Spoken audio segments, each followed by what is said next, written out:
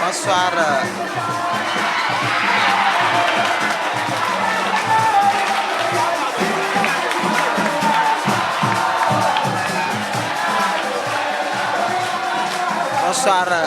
Bonsoir à tout le monde. Nous sommes ici au stade Mohamed Wade pour la retransmission en direct. Attention, c'est une balle dangereuse pour le portier de Djamji, Amadou Ndiaye, qui capte cette balle et qui se pousse et qui obtient un coup franc.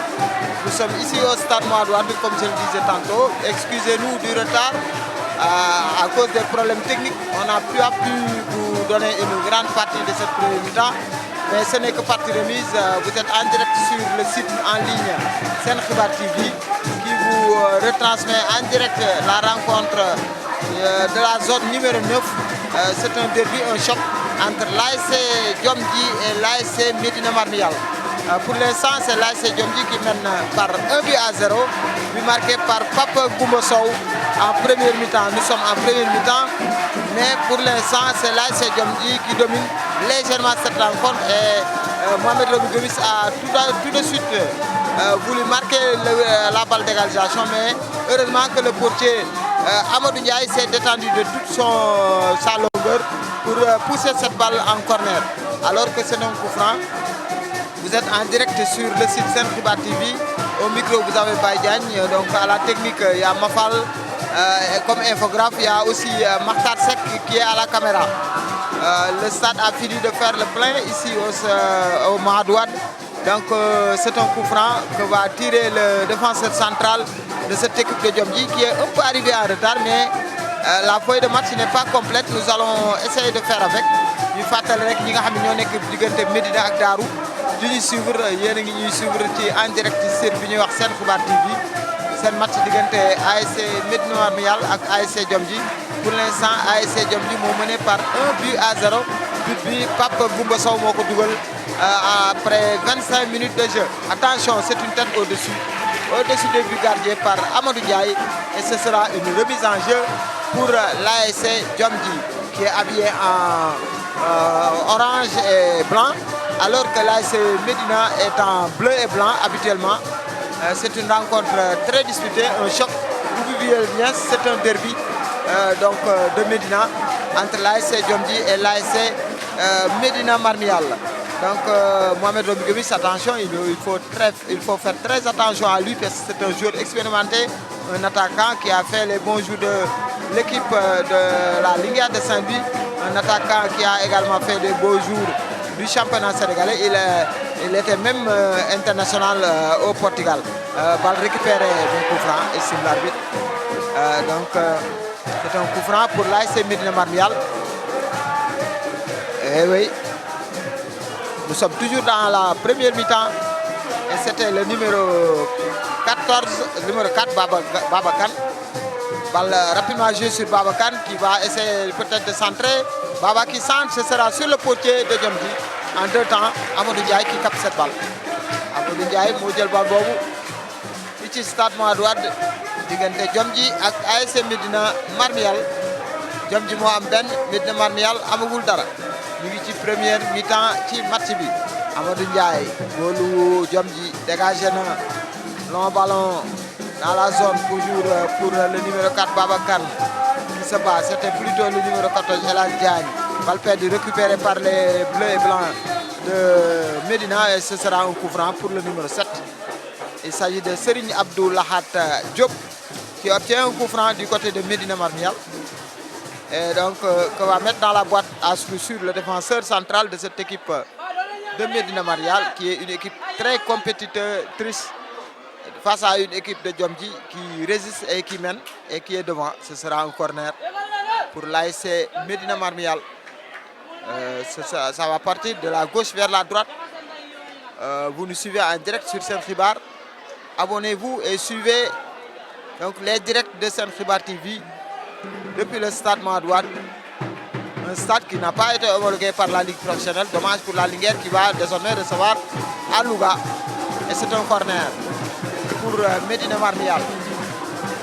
Et pas le dossard dégagé. Ça va sortir cette fois-ci en touche. Et il gagne en touche toujours pour Médina Marmial. ñu nuyu Ablaye Gueye Gabès suñu directeur des programmes ñu ngi koy nuyu bu baax bal bi remise en jeu récupéré toujours par les blancs les bleus et blancs et ça va sortir en coup de pied de réparation comme on dit. Ce sera un 6 mètres pour le portier Amadou Ndiaye de Djamji.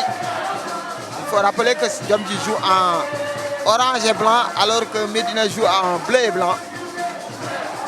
Ñu ngi ci première mi-temps bi xam nga nawetaan dafay naqadi dajale feuille de match bi nga am information yëpp moo ñu dal parce que déjà waa Djamji dañu ñëw ak retard bi secrétaire bi di rédiger dañ mujj jël 11 partants yi rek dem on n'a même pas les dossards de Djamji mais quand même on essaie de faire avec pour prendre l'ASC Médina Marmial beaucoup de fautes dans l'antigen.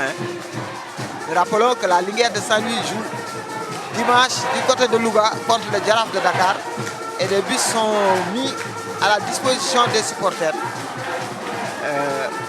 Le départ sera à 13h.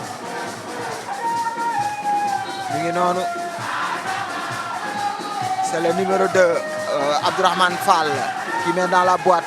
Oh, belle tête de Mohamed Lamine Gomis. C'était une très belle tête. Et oui, attention à l'ASC Médina Marmial qui veut revenir au score avant la mi-temps. Alors que vous entendez en fond sonore les supporters de l'ASC Médina Marmial et ceux de l'ASC Djamji. Amadou Ndiaye, moi gardien de but pour ASC Djamji, moi dégagé non, il prend tout son temps avec son maillot jaune, short bleu, bas bleu. Dans l'anti-jeu, balle récupérée par les joueurs de Djamji qui gagnent ce duel-là.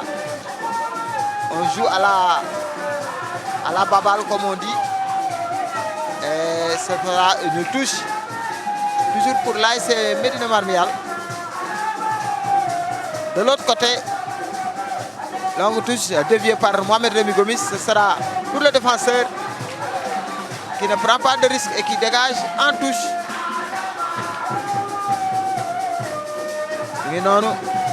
Bal bi ñëwaat na pour toujours pour ASC Médina Marmial ñu joxante ko seen zone dans l'entrejeu mu ñëwaat récupéré par Mohamed Lamine Gomis qui joue devant. L'arbitre a levé son drapeau. L'arbitre avait levé son drapeau pour signaler une position de hors-jeu. Mu ngi noonu défenseur central bi day dégagé Abdoulaye Traoré wala Kholle Ndiaye dans la zone de Médina. Balle dégagée, ça revient de la tête. Voilà l'ASC Djamji qui a baissé de rythme un peu mais c'est récupéré dans la défense centrale par Abdourahmane Fall qui va écarter le danger de l'autre côté et ça va sortir en touche. Toujours pour ASC Djamji. Toujours 1-0 pour Djamji, but marqué par Papa Goumba Sow après une vingtaine de minutes de jeu.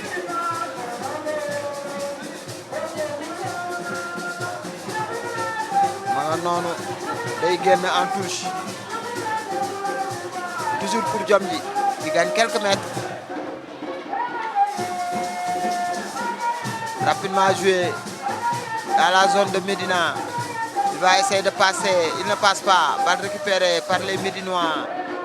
Ça va sortir en touche au profit de Médina toujours.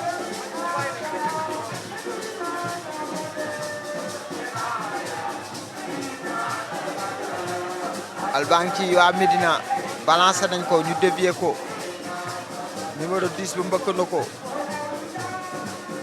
mu ñëwaat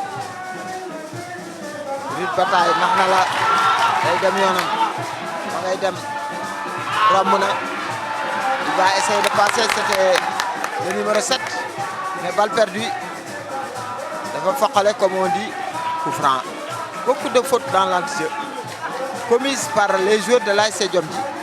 Oui, il enraye les occasions, les actions dès le départ.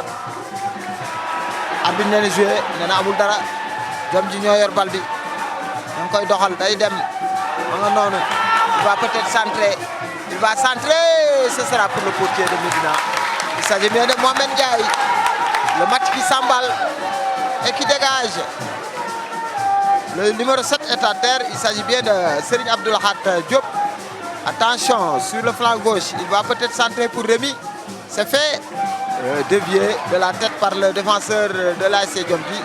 On n'a pas les dossards de Diomdi, c'est un corner. Corner pour Médina Marmial. Corner pour Médina Marmial. On va suivre ce coup de pied de coin, comme on dit.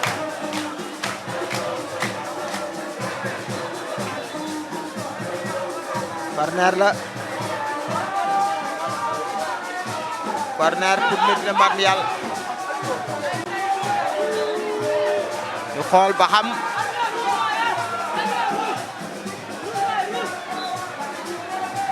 il me semble que c'est le numéro 18 Diop Diop. Qu'est-ce qui se passe? L'arbitre qui parle avec le staff de l'ASC Médina Marmial, le staff technique. Eh oui, l'arbitre qui parle avec le staff de l'ASC Médina Marmial, sûrement pour les sermonner. Sinon, c'est la petite biscotte.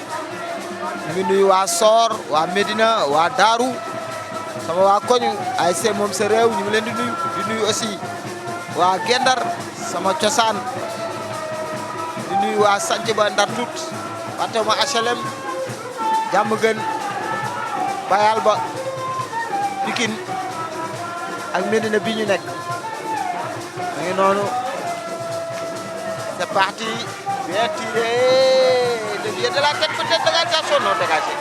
L'action est arrêtée par le portier Amadou Ndiaye qui obtient un coup franc en même temps. Et oui, il se couche, il s'est blessé il me semble. Et qui va gagner ou bien grignoter quelques secondes, minutes. C'est de bonne guerre. Mais non, non. Voilà. Nous vous rappelons que match bi mi ngi dem ba léegi jom ji moo am 1-0 bi marqué en premier mi-temps par Papa Goumba Sow et le gardien de Diomdi est à terre Amadou Ndiaye ñu woo secouriste yi ñu dem à son chevet xanaa loolu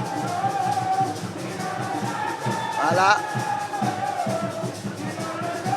ñu ngi dem le match est momentanément arrêté joueur yi profité si daal di naan jël ay consignes continuer match bi. Voilà. Nous rappelons que cette rencontre entre dans le cadre du championnat navétane, championnat populaire navétane, du moins 11e journée, zone numéro 9, Médine Diomdi. Deuxième heure, dina am Flamengo contre Bango à 18h. Troisième heure à 20h, dina am entente cordiale ak Dëkkandoo. Loolu mooy programme mu tey bii fii ci stade Mouhamadou Wade lu jëm ci nawetaan wala ndar nawetaan si vous voulez bien zone numéro 9 moo aaye voilà.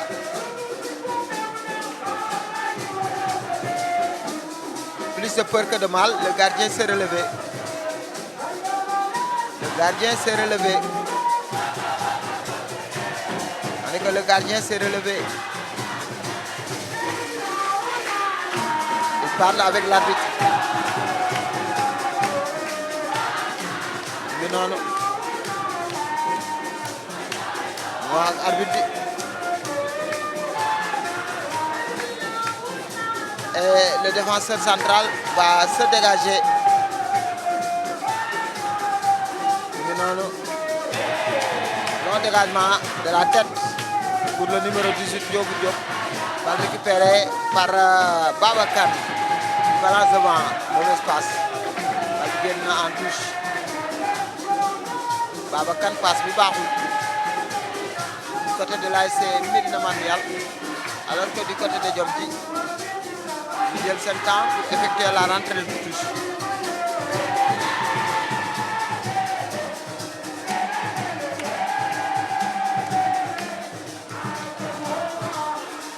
voilà mi ngi noonu xam naa li des ci mi-temps bi bareetul ce sera une touche lay doon rapidement joué bal pour waa Jomji ñoo ko yore perte nañ ko récupéré encore une fois par eux-mêmes ils donnent du fil à retordre à cette équipe de Jomji le gauche là ñu noonu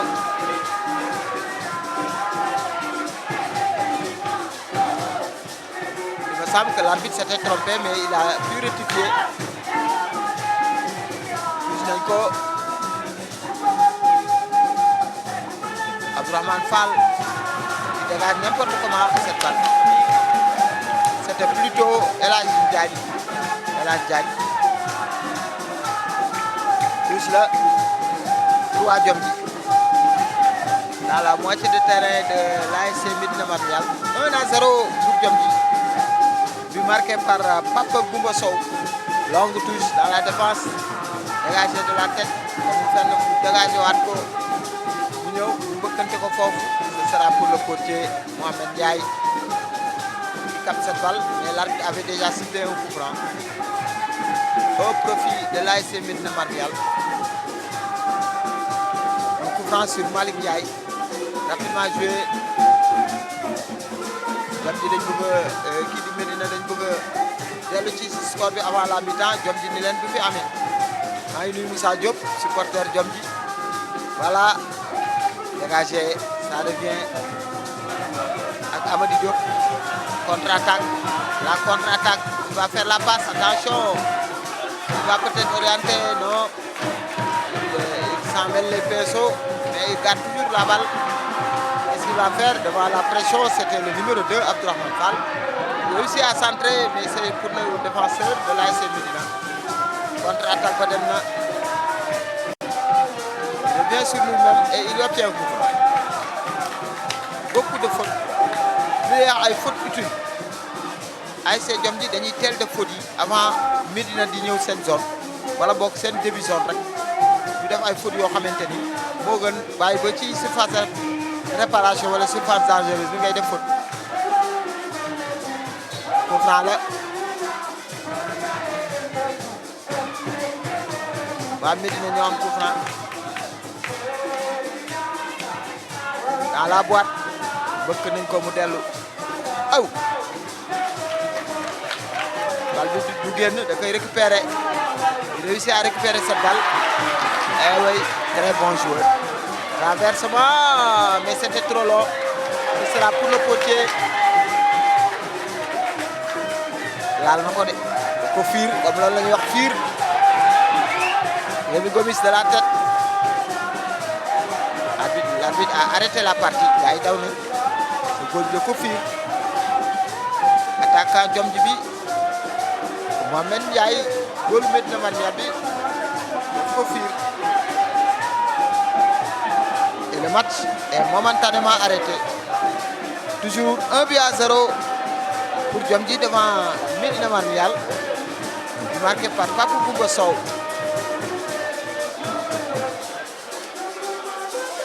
noonu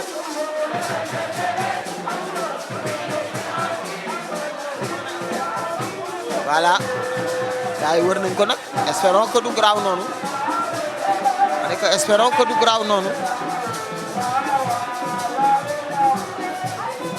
espérons que mu bañ a graaw noonu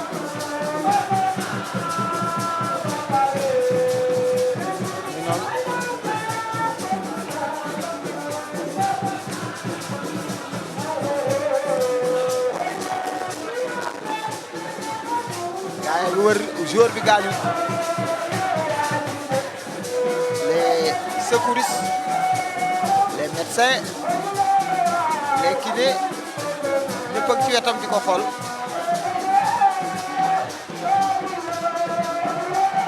le jeu est momentanément arrêté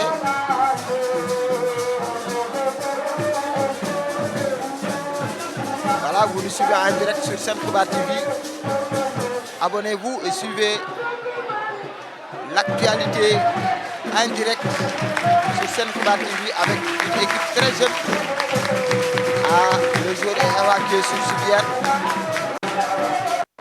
Il vient sur civière. Est-ce que duñ def changement bi? Est-ce que duñ def changement bi ñu xool ba xam? On n'a pas encore son dossard, hein, mais il est de l'ASC Diomji.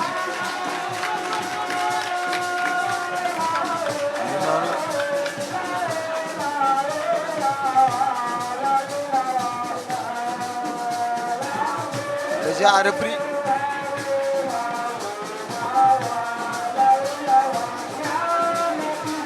Il est évacué, le changement kenn defu ko. Bal baa ngi ci waa Médina kon Diomji joue à 10 pour l'instant.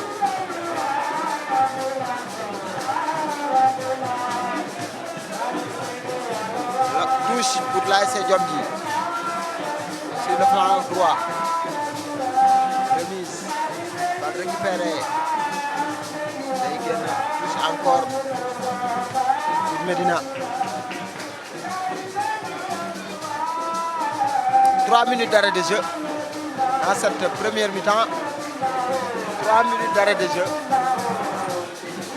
3 minutes d'arrêt de jeu. Non. 3 minutes pour Médina pour essayer de revenir au score. Et 3 minutes pour Diomji de résister et aller au vestiaire avec un avantage d'un but ou bien même marquer un deuxième but. noonu bal baa ngi ci waa Diomji ñoom am coup franc dans leur zone.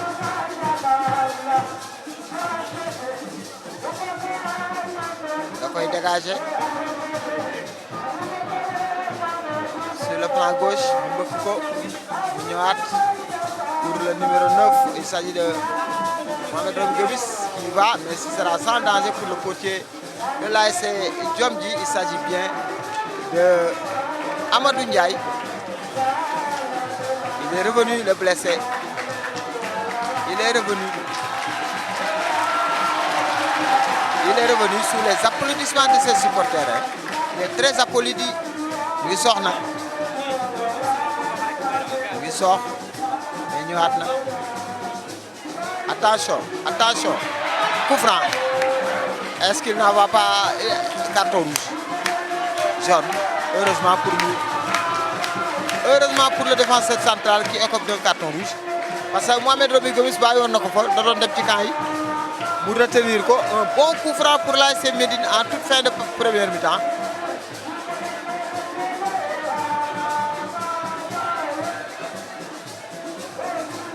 Un très bon coup franc à l'entrée de la surface de réparation pour l'ASC Médina Manial.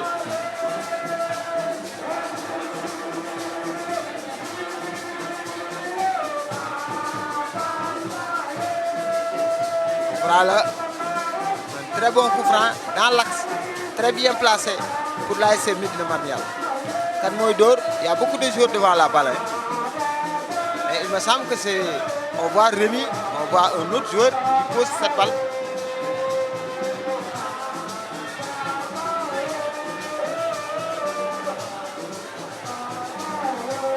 On va suivre ce coup franc là.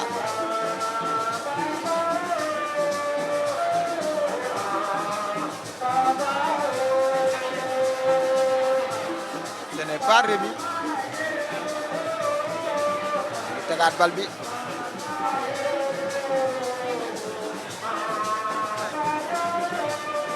oui c'est lui-même Mohamed Rami Gomis qui va tirer ou bien on va essayer de voir est-ce que c'est lui. En tout cas on va suivre cette balle.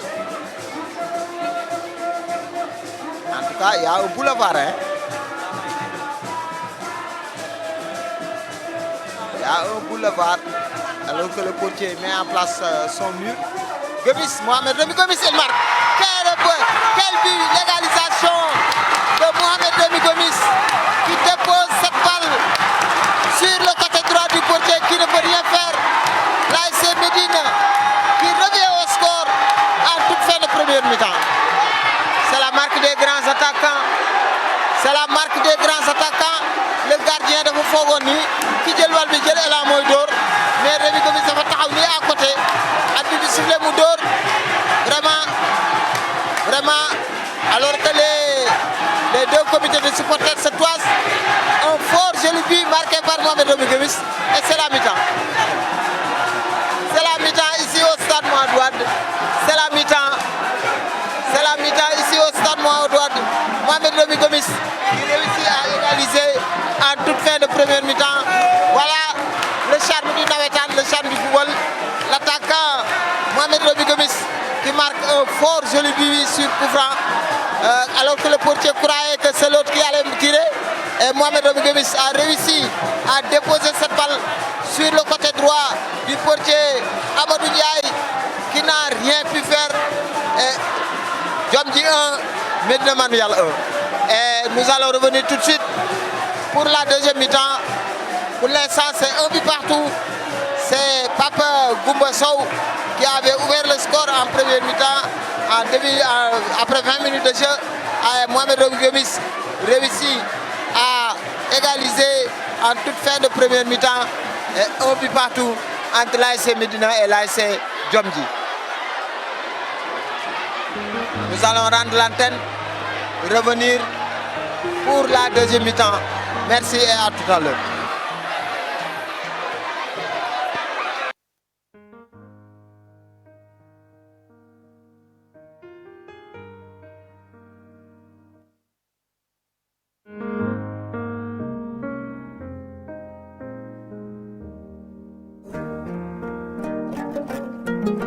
Nous disons oui pour la Coupe d'Afrique, nous disons oui pour le Sénégal.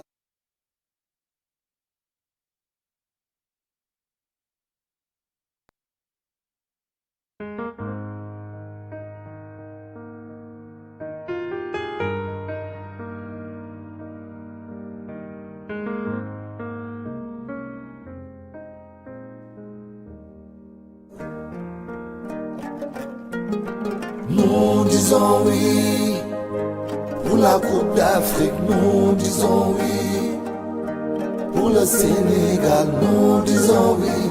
Jambar mooy des ci waar Les Sénégalais vont jouer rapidement. Il y a toujours remarqué pour la remise. Attention, ça peut être intéressant. Oray bay mote, oray bay na malewo.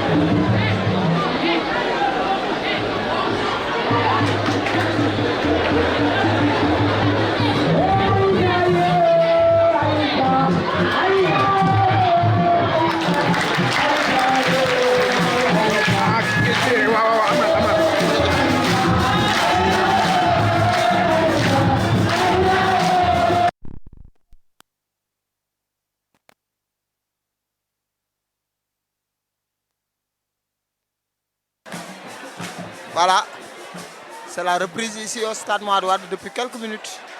Et c'est un ballon pour la défense de l'ASC Djomdi. Et ça va sortir en touche après 4 minutes de jeu.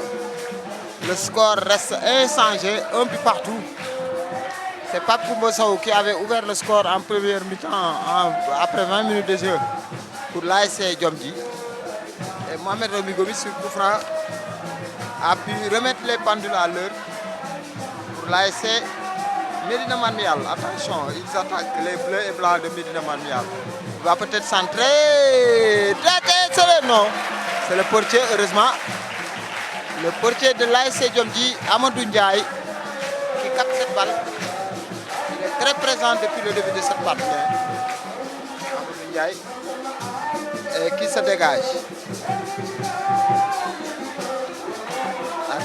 Il y a un coup franc.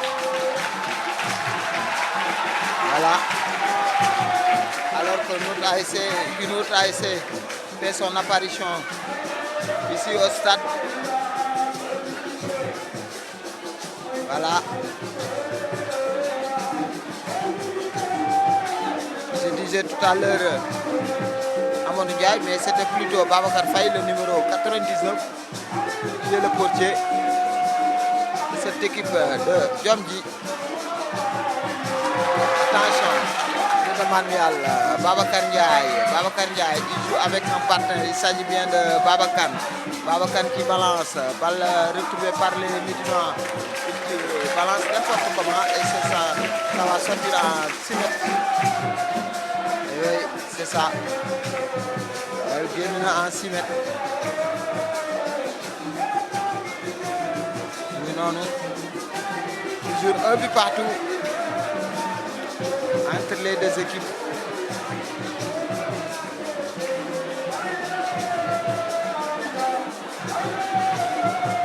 Le jeu est arrêté.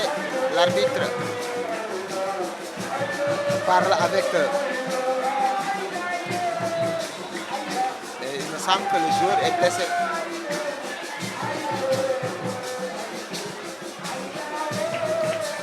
Un changement va s'opérer du côté de l'ASC Djamji.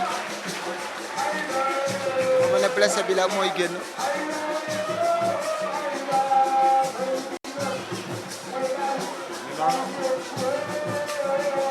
3 et le 8. Voilà.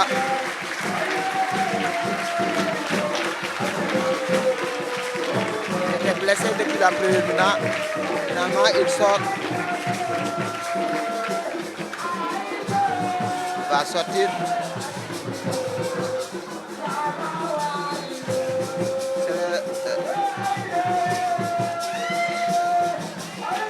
À la place du 18.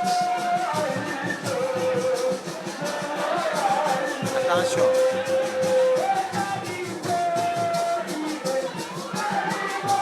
Balle qui va Médina Marmial. Génn na.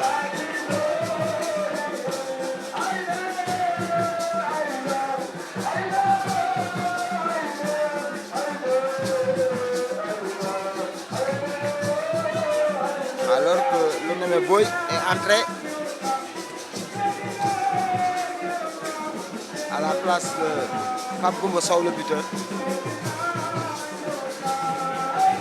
Pape Goumba Sow qui sort et qui cède la place.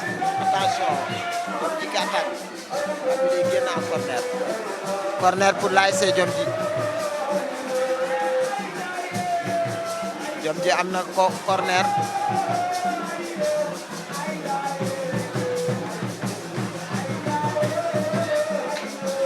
Corner pour l'ASC Djamji. Alors que nous jouons depuis 8 minutes dans cette deuxième mi-temps. 53e minute de jeu. Corner, c'est bien tiré et dégagé de la tête. Bien en touche, l'arbitre, il y a un joueur de Médina qui est à terre. C'est un défenseur. Vous nous suivez en direct sur Sen Xibar TV depuis le stade Mouhamadou Wade. Abonnez-leen ngeen suivre lépp luy actualité sportive, politique, société, culture. Depuis votre chaîne préférée. C'est relevé.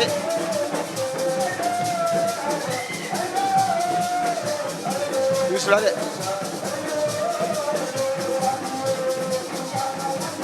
Rapidement joué, attention, ce sera pour le portier Amadou Ndiaye. C'était plutôt Babacar Faye.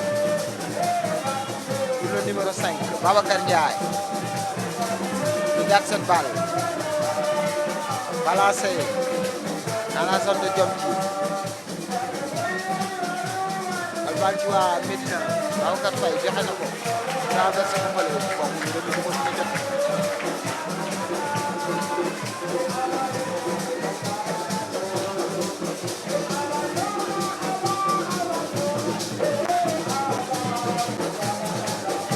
joué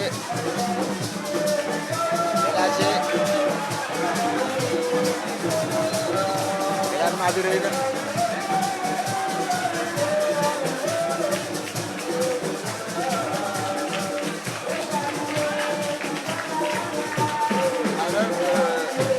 De Médina s'échauffe.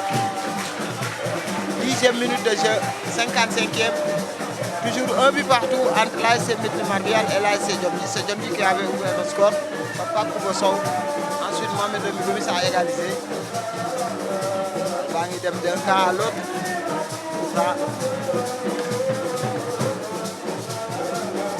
À la caméra, vous avez Matar Sek. Infographie machine. Il y a Mapal Sek au reportage by Diagne et c'est le numéro 6 de l'ASC Médine. Moïdougou, Daraounian. À la place de qui on va le savoir tout de suite. Daraounian va faire son entrée à la place du numéro 17. Il s'agit bien de Ousseynou Sam. Ousseynou Sam Mogen, Daraounian Moïdougou.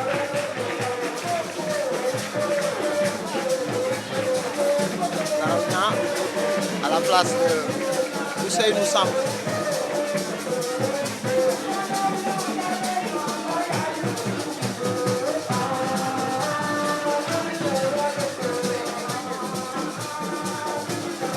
Touche pour Médina. Ça revient dans la boîte. Dévié de la tête pour le portier Babacar Faye. Il capte cette balle. Il va bientôt se dégager. Bon dégagement. De la Watko. Va Djomdi ñoo yor bal bi sur le flanc gauche. Il ne peut pas passer et il joue en arrière avec le partenaire. Day dem. Il récupère de nouveau la balle. Perdu. Daraounian. Première balle. La défense de Djomdi. Il va essayer de passer. Il ne passe pas. Il prend. Il touche.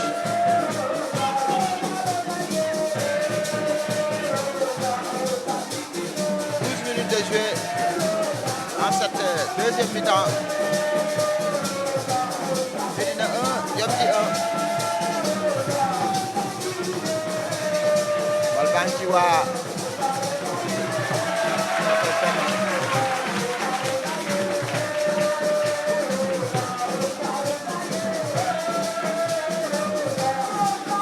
touche la pour Médina. Joué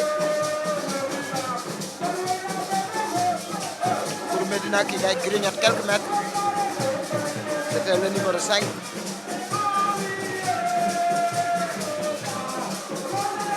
Babacar Ndiaye.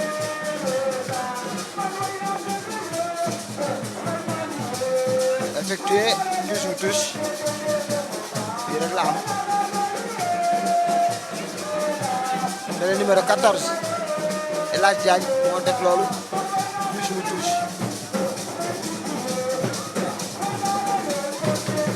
Rémi Gomis qui vient mettre la pression.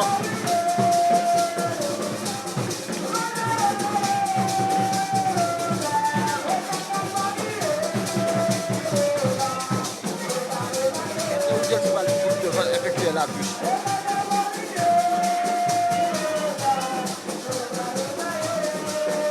A joué Coco Babacar prend et sur la butte sur le numéro 4 Babacar.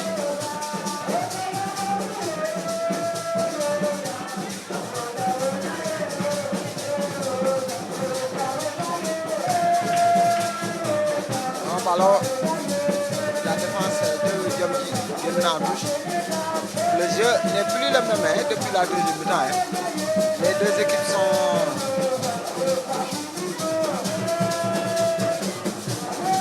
la défensive, pas totalement, mais quand même, elles ne prennent aucun risque. Médina, attention, day centré. Bëgg nañ ko mu génn dégagé par la défense de Djomdi. Ça revient de l'autre la faute. Un quart d'heure de jeu dans cette deuxième mi-temps. Et toujours un but partout. Entre Diomji et ASC Médina Marmial, Diomji nag ñoo sol maillot orange et blanc yi. Médina Marmial moo sol bleu blanc yi. Petit ko bu ñu laaj ci waa Diomji ñooy bal muy def vers la balle.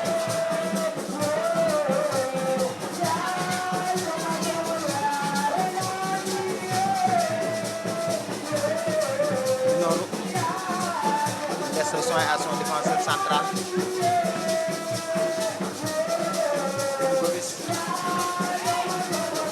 À remettre cette balle au numéro 7, il s'agit de Serigne Ababacar Diop. Attention, Serigne Babacar. Serigne Abdoulaye au-dessus des cages de Babacar Faye.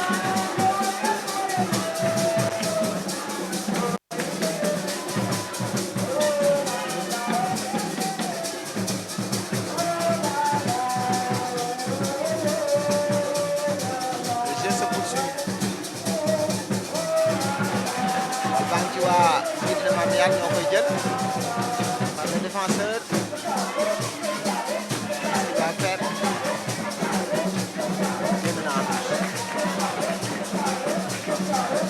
numéro 3 Malick Ndiaye il n'a pu sauver cette balle.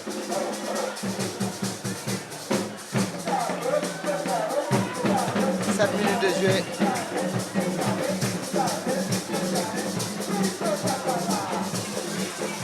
Il va peut-être s'ancrer dans la surface de réparation à terminer le ballon. À terminer le jeu.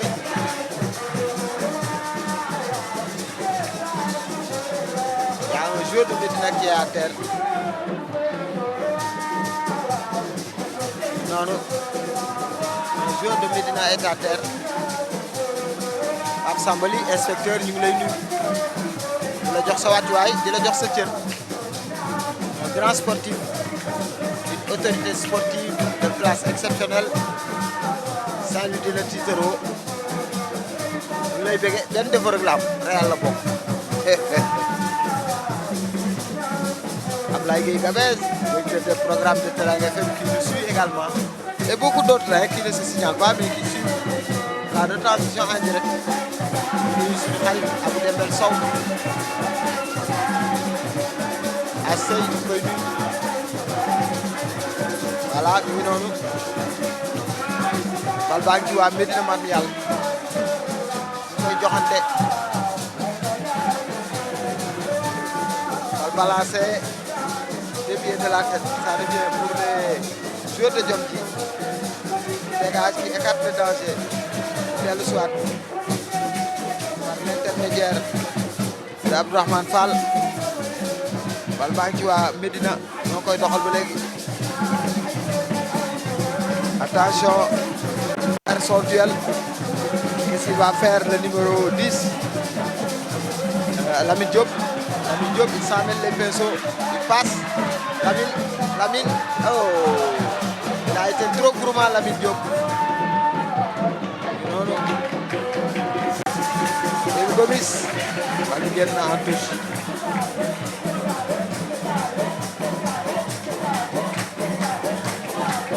Nous rappelons que c'est la 11e journée de la zone numéro 9 entre l'ASC Médina Marmial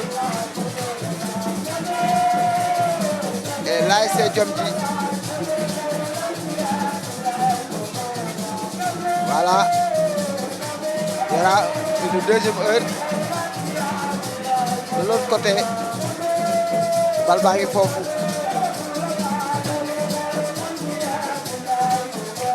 Génn na en touche.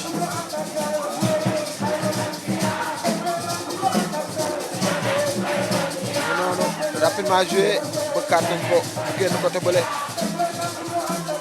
Le jeu a baissé d'intensité depuis un moment.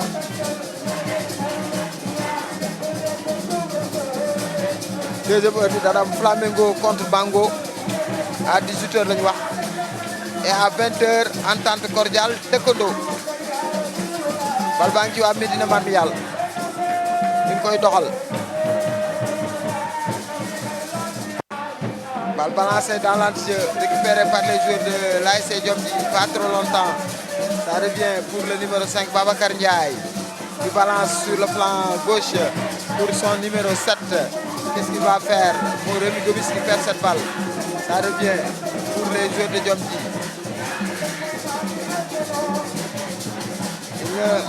Coup franc.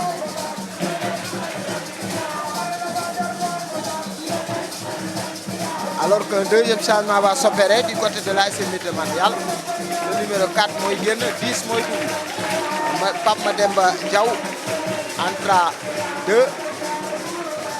C'est le numéro 4 Babacar moo génn. jamono neex ba numéro 10 di toog ci banc bi. Numéro 10 ku ko daan sol yaay nekk patron équipe bi léegi numéro 10 yi ñooy toog ci banc yi di dugg remplaçant des fois sax duñ dugg léegi numéro yi moom respecté tuñ ko bu njëkk góol 1 la daan sol wala 22. Latéral gauche 3 latéral droit 2 stoppeur bi 4 libéro bi 5.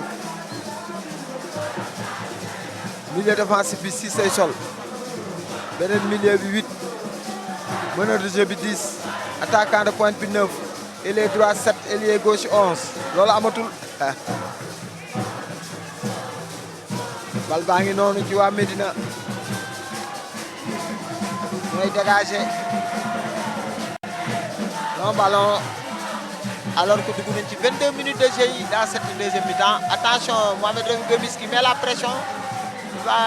Bal bi génn na en 6 mètres. Arbitre nee na Gomis a commis une faute.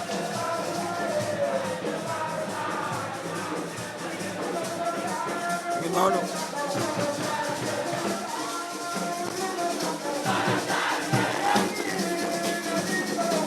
Le jeu est complètement haché.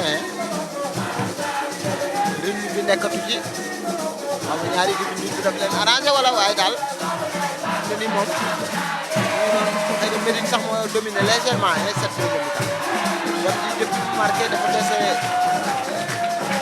intensité jeu franc la l'ASC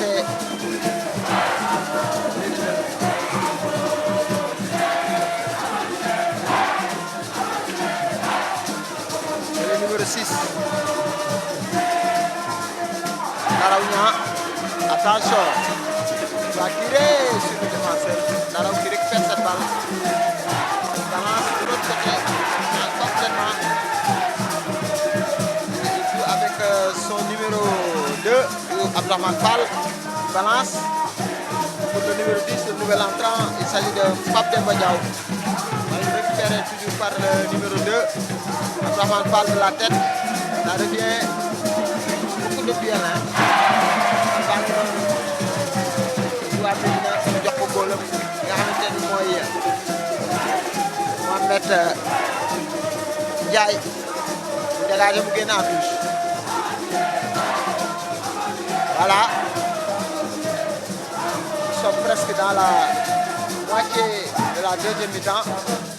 Toujours un peu partout entre le Médina Marial et Diomdi.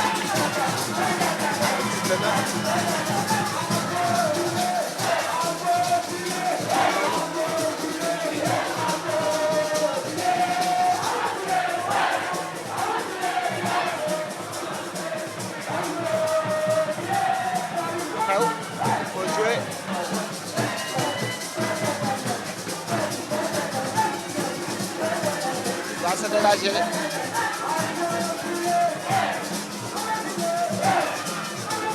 Va balancer dans la boîte, dévié de la tête, dégagé par le défenseur central de l'ASC Diomdi. Il s'agit bien de Coly Ndiaye. Attention, ce sera pour le portier de l'ASC Médina Marial, Mohamed Ndiaye.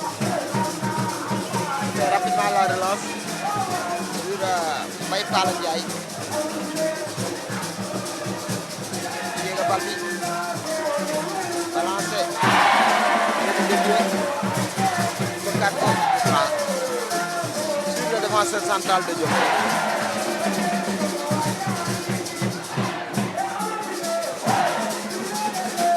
Voilà. Pour l'ASC Diomji.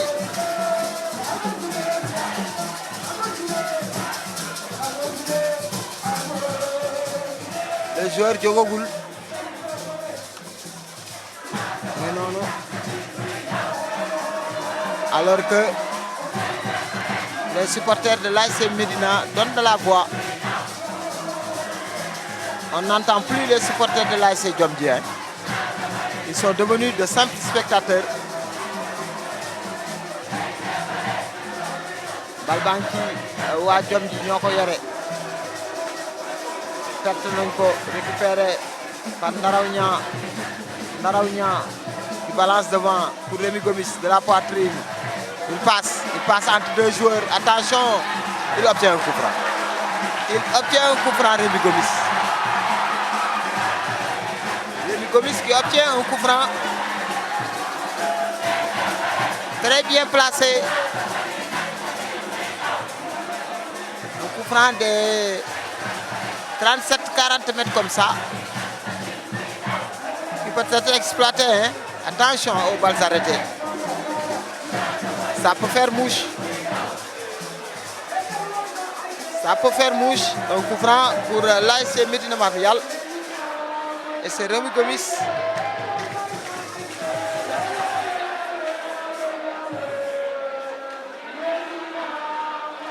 Et non, il prend un grand élan.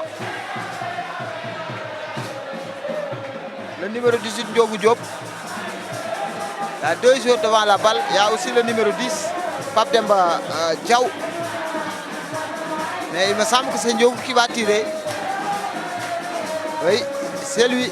Il va tirer directement sur le potier. Claquette. Et c'est un corner. Très belle claquette du portier de l'ASC Diomji. Il s'agit bien de Babacar Faye. Très présent. Et oui, le coup franc a été très bien exécuté, mais le gardien a réussi une très belle intervention également. C'est parti, corner. Bokonoko, Mougen, Moudel aussi. Dégagé. Diomji qui subit depuis un moment. Hein. Diomji qui subit. Attention à l'ASC Médina Marial.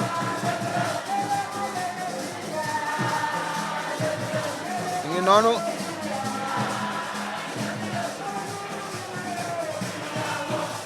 29 minutes de jeu. On peut dire qu'il reste un quart d'heure. Et toujours un but partout entre l'ASC Médina Marial et l'ASC Diomji. Deux équipes qui partagent le même coin. Hein. Je ne vais pas dire le même quartier, mais le même coin. Notre supporters yi ñëw nañ en masse vraiment déplacé wu nañ fii ñëw seetaan si match bi supporter cette équipe.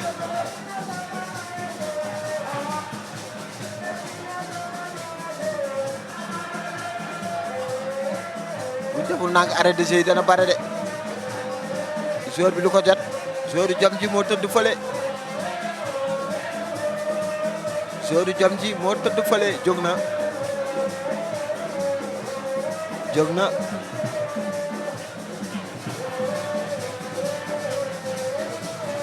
Longue touche. Arbitre n'est pas coup franc. L'arbitre qui maîtrise pour l'instant la rencontre.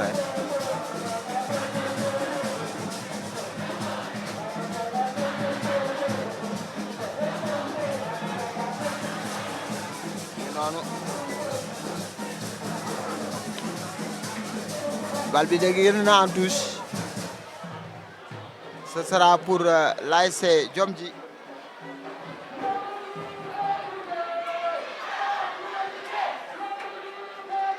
Rapidement joué de la tête. On joue à l'anglaise. Hein? On joue à l'anglaise. Les Anglais, ils produisent du beau football. Hein?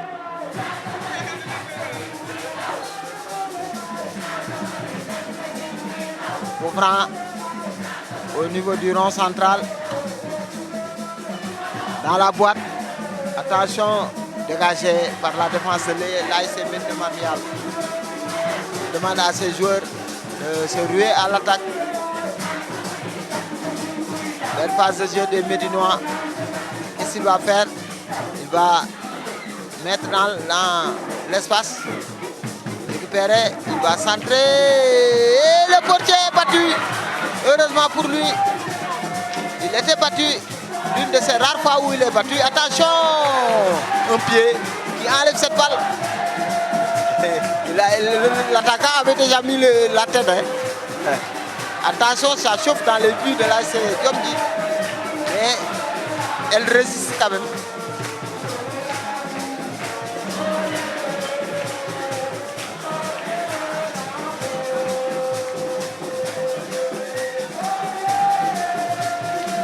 Voilà, toujours un but partout entre l'AS Médina Marmial et l'AS Diomdi. C'est Diomdi qui avait ouvert le score par l'intermédiaire de Pape Goumba Sow qui est sorti. Et Mohamed Rémi Gomis sur coup franc avait égalisé. Les deux buts ont été marqués en première mi-temps.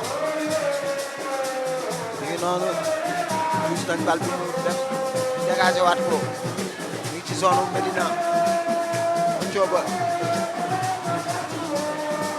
arbitre nee na coup franc.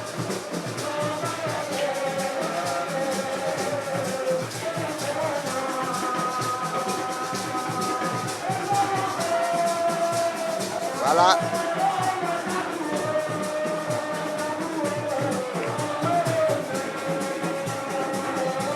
Ñu noonu.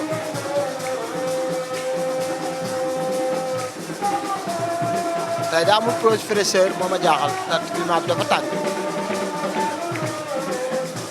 Mais on n'a pas démarré à 16 heures. Il faut que le nawetaan apprend à démarrer à temps.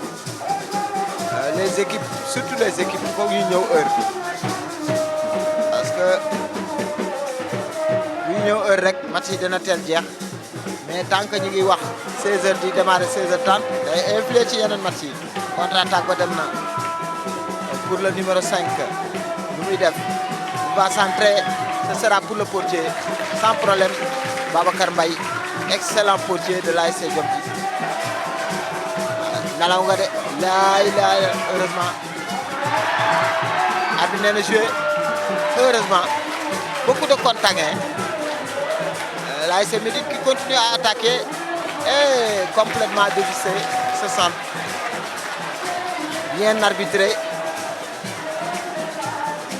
Très bien arbitré.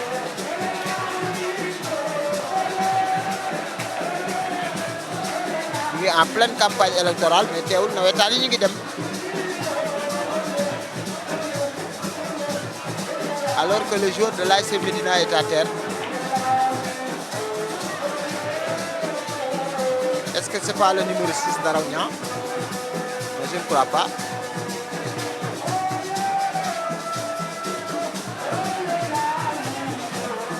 C'est relevé. jóg na.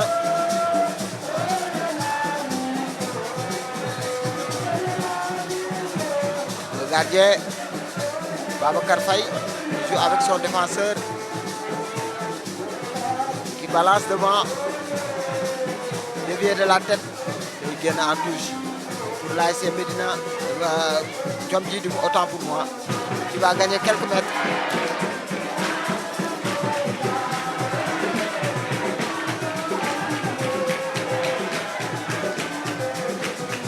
Alors que il est dugg ci 35 minutes de jeu, 10 minutes à jouer dans le temps réglementaire, toujours un but partout. Médina Marmial. Balle balancée, ça revient pour le numéro 5. Il est bien ce numéro 5 là. Il s'agit de Babacar Ndiaye.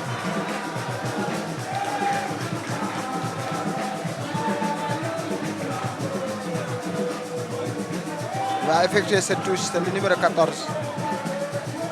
El Hadj Diagne. Daraw Niang pour Abdourahmane Fall. Mbaye Pala Ndiaye.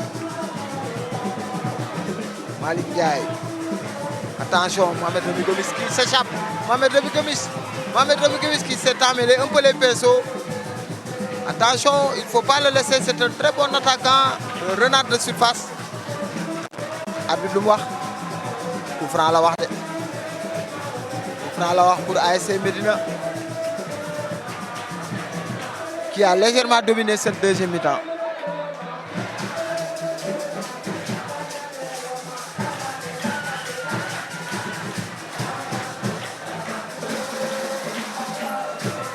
Ñu noonu coup franc la sur le côté droit de l'ASC Médina et côté gauche de l'ASC Diomji. À l'entrée de la surface de réparation, changement day am côté Diomji dañuy def changement Diomji dañuy def changement mais suivons ce coup franc d'abord excentré côté droit, un très bon coup franc.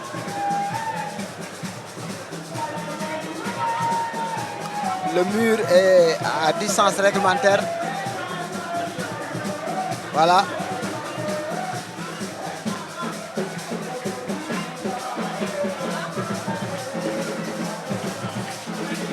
37 minutes de jeu dans cette deuxième mi-temps. On va suivre.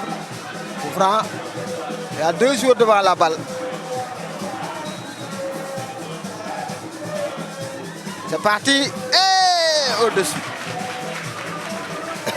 C'était très bien tiré. Avec puissance même. Alors que c'est le numéro 9. Rémi Gomis qui va sortir. Non, c'était plutôt de l'autre côté. Hein. Rémi ne sort pas. Le numéro 9 de l'ASC Diomji va céder sa place au numéro 2. Oui. Très applaudi. Hein. C'est le numéro 2, Elhadj Pete Korfal. À la place de Abdoulaye Touré. Et le jeu se poursuit. Bal baa ngi noonu. Tu vois Diomji ñoo ko yor. di ko doxal paasante ko. day jéem a dem. mais défenseur bi may ko loolu. Il joue avec son défenseur central. Avec assurance. Hein. Balle balancée, récupéré par Ndaraw Niang qui oriente, change complètement de côté sur le flanc. Il a voulu donner la balle au numéro 5, il s'agit de Babacar Ndiaye, mais ce n'est pas arrivé à destination. Et c'est une touche au profit de l'ASC Diomji.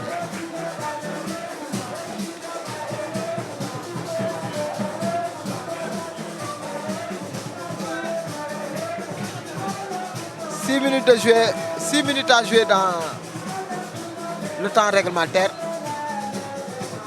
Coup franc pour Diomji.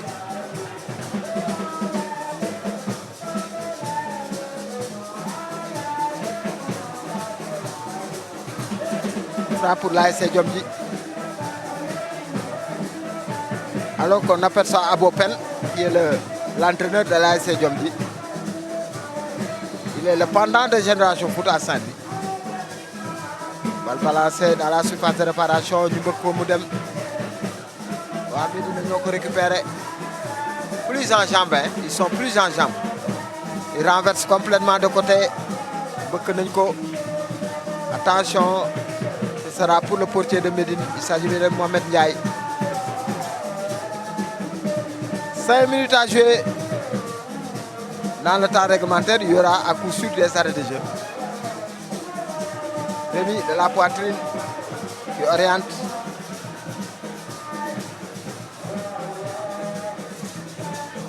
Il siffle la balle. Coup franc. C'est le carton jaune. Oui. Oui, il mérite le carton.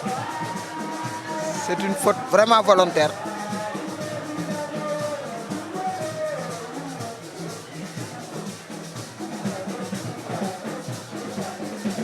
Oui, c'est ça.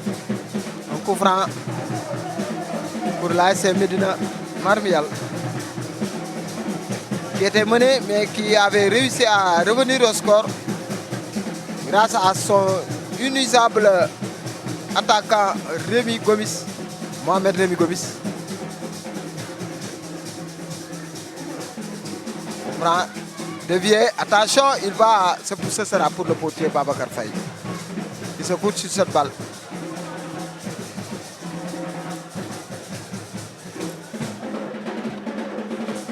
Non. Babacar qui dégage. Long dégagement. Ce sera pour l'autre gardien peut-être. Corner, oui. Oui, corner. Corner pour l'ASC Djomji.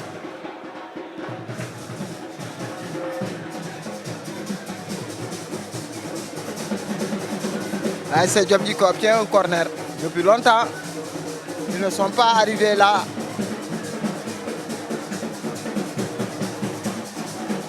À 4 minutes de la fin du temps réglementaire, c'est un corner pour l'ASC Djomji.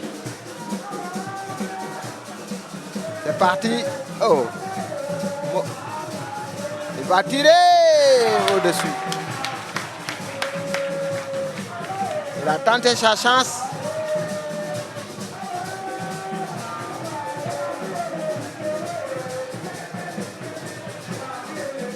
Ce sera un 6 mètres pour l'ASC Médina. Il y a Balbi. Long ballon. Rémi qui est prise à 2. Hein. Attention. Daïdem, mais défenseur, il fait la faute en plus de cela. 3 minutes à jouer dans le temps réglementaire.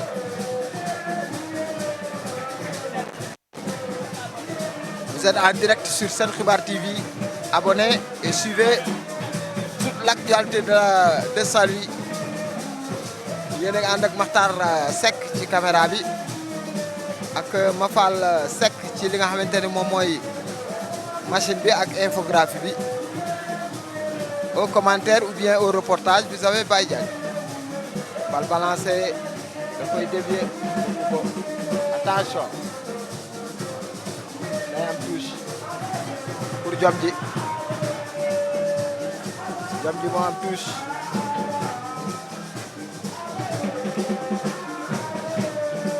Baye Pala Ndiaye a mal jugé cette action.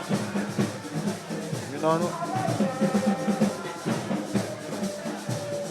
Corner. Il a été très malin et il a obtenu le corner. Il a obtenu le corner.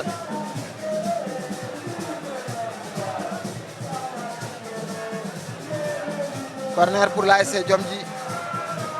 À 1 minute de la fin du temps réglementaire, l'arbitre ne va pas tarder à signaler le temps additionnel. Demna, mbëkk nañ ko dégager nañu. C'est Rémi qui vient défendre. Balle baa ngi foofu ba tey sur le flanc gauche. Balle perdue récupérée par les Médinois. Ils vont mener la contre-attaque. C'est enrayé par les joueurs de l'ASC Djomji qui ne se laissent pas faire. Hein. Babacar Faye, 4 minutes de temps additionnel. 4 minutes de temps additionnel. Balle balancée devant, on s'achemine vers un match nul, un partage des points. Et oui, chaque équipe a eu sa mi-temps. Hein. Chaque équipe a sa mi-temps. Il va peut-être centrer, il tarde à le faire. Non, il a essayé de tirer sur le gardien, mais ça passe largement au-dessus de l'autre côté. Et on s'achemine vers un partage des points entre les deux équipes. L'ASC Djomji et l'ASC Médina Mondial. Et le portier Mohamed Ndiaye ne se presse pas du tout. Un match plaisant, hein? Plaisant. Quand même, il y a de l'ambiance. Il y avait du jeu. Il y a eu des buts. C'est tout ce qu'on demande. Deux jolis forts buts. Dans l'anti-jeu. Médina ñoo yor bal bi. Day dem sur le plan. Attention, il va essayer de faire la passe. Mais coupé na ko. Day génn en touche. Pour El Hadj Diagne. rapidement joué. Darawnia contré. Ce sera heureusement pour son portier, Mohamed Ndiaye. L'arbitre ne va pas tarder à siffler la fin de cette partie. Qu'est-ce qui se passe? Que fait le gardien de but? Il fait la relance. Il a pris trop de temps. Il a balancé le canam. Devient beaucoup. Rémi Diémou Mbëkk. Bal baa ngi ci waa Jom ji, attention. Da ko yore. Il passe un adversaire, un deuxième, et il perd la balle. Oh! Attention, ce sera pour le portier Babacar Faye. Un joueur de Djamji est à terre et sur la pelouse a mené le jeu. Ce sera à coup sûr un partage des points. ñaari équipe yi dañuy tëwoo ji. Les secouristes sont demandés. Voilà. Ñu jëm ci match nul entre ñaari équipe yi.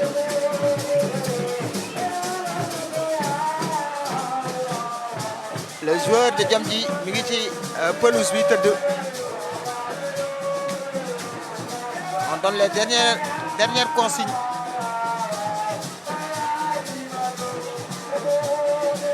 Alors que les joueurs ñu waxante seen biir. C'est seen xibaar ku bëgg ñu defal ay direct rek nos portes sont ouvertes. Jox na ko carton jaune. Le blessé jox nañ ko carton jaune. Vous pouvez nous contacter au 77 516 35 35 pour les directs, quelle que soit la manifestation. Voilà. Plateforme Sen Xibaar TV, une équipe jeune boo xam ni dafay liggéey composée uniquement de Saint-Louisiens. L'arbitre ne va pas tarder à siffler la fin de cette partie et c'est terminé. C'est terminé, c'est la fin de la partie qui voit Djamji et ASC Médina Marial se quitter 2-2, un but partout. C'est Papa Ngoumba Sow qui avait ouvert le score pour l'ASC Djamji en première mi-temps et Mohamed Lemigomis en toute fin de première mi-temps. Un coup franc splendide a réussi à égaliser pour l'ASC Médina Marial. Un but partout entre les deux équipes. Et c'est terminé ici au stade Mouad Wade. Vous aurez d'autres rencontres, mais ñun direct bi lañ doon def. Ngeen amoon ci micro bi ak ci reportage bu Baye Diagne. Ci caméra bi ngeen amoon ci Makhtar Seck ak ki nga xamante ni moom mooy Mafal Seck. Di leen gërëm di wax ni seen xibaar a ngi nii seen site su ngeen bëggee ay direct mën ngeen ñëw fii ñu defal leen ko. Vous nous contactez sur le numéro 77 516 35 35. Merci à l'équipe